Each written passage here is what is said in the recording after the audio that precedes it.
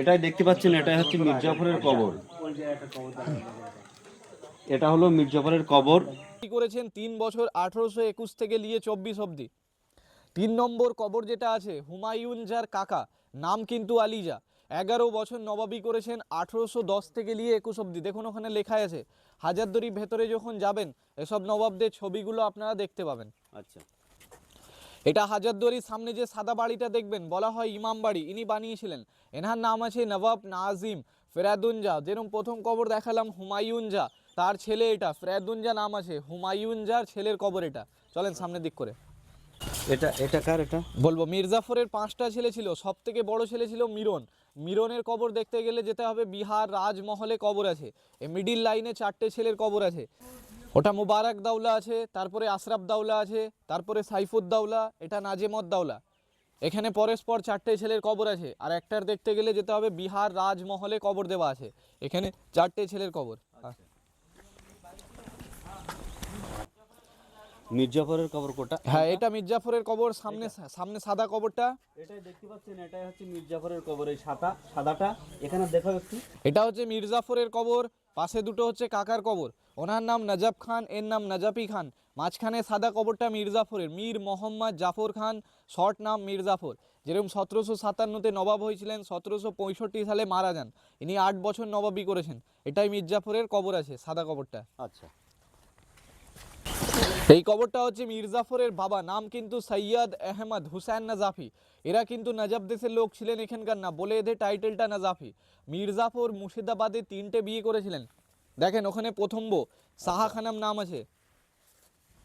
এটা এটা এটা হ্যাঁ, ওটা প্রথম বেগমের কবর আছে সাহা খানম। এটা দ্বিতীয় বেগমের কবর, এনার নাম বাব্বু বেগম। ওটা দেখে আসেন। আচ্ছা, এটা দ্বিতীয় বউয়ের কবর, এনার নাম বাব্বু বেগম।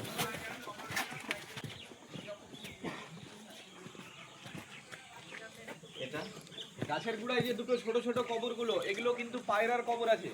এরকম একটার নাম পান্নালাল, দ্বিতীয়টা হীরালাল। বাদবাকি কবরগুলো হচ্ছে ওদের বংশধরদের কবর। এইসব সব ঘিরার ভেতরে, হ্যাঁ ওই দিকটায় সব মির্জাফরের বংশধর আছে। আর এইসব সব ঘিরার ভেতরে সব বেগমদের কবর। কেন মহিলারা বোরখা পরে বেরাতেন তো, এই কারণে মরে যাবার পরও ঘিরে রাখা হয় এদের কবরগুলো। আর এইসব সব যত মানে ওই দিকটায় খোলা কবরগুলো, এগুলো হচ্ছে সব মির্জাফরের বংশধরের কবর আছে। এখন ওদের বংশধর ধরেলেন জীবিত আছে, মারা গেলে এর ভেতরেই কবর হয় ওই দিক।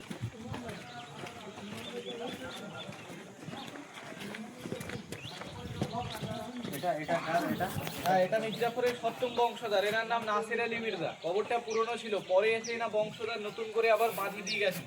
নাসির আলী মির্জা নাম আছে, 1876 সালে লোকটা মারা গেছিলেন। পরে টাইস পাথরটা এনা বংশধর বসিয়ে দিয়ে গেছেন। হ্যাঁ বলবো, এগুলো বংশধরদের কবর। ভেঙে চুরে গিয়েছিল কবরগুলো। যে টিকিট কেটে ঢুকছেন, এই টাকা দিয়ে রিপেয়ারিং করা হয় কবরগুলো। যেগুলো যেগুলো দেখতে পাচ্ছেন, এই টাকার মানে আপনাদের টাকা দিয়ে কবরগুলো রিপেয়ারিং হয় পরে। আচ্ছা আচ্ছা, দুটো বইয়ের কবর ওখানে দেখালাম। ভেতরেরটা 3 নম্বর বউ, এনার নাম কিন্তু মুন্নি বেগম। এ আগে ছিলেন বাইজি, নাচ গান করতেন। তখনকার দিনে ব্রিটিশ সরকারকে 90 লক্ষ টাকা মুন্নি বেগম দান করেছিলেন স্কুল মসজিদটা বানানোর জন্য। তো ভেতরে কবরটায় মুন্নি বেগমের কবর আছে। যাবার সময় গাড়িওয়ালাকে বললে ও আপনাকে রাস্তার ধার থেকে স্কুলটার মসজিদটা দেখিয়ে দেবে। আচ্ছা, এটা হচ্ছে মির্জাফরের কি আছে? ছোট 3 নম্বর বউ, মির্জাফরের 3 নম্বর বউ। 3 নম্বর বউ। আচ্ছা আচ্ছা, এদিকটায় যত কবরগুলো দেখতে পাচ্ছেন ওইদিকে, ওগুলো সব মির্জাফরের বংশধরদের কবর। আর আগেও বললাম, এখনো বলছি, এসব ঘিরার ভেতরে কিন্তু মহিলাদের কবর আছে। খুললে আপনারা ঘুরে আসতে পারেন ভেতর থেকে। মোট টোটাল 1100 কবর আছে।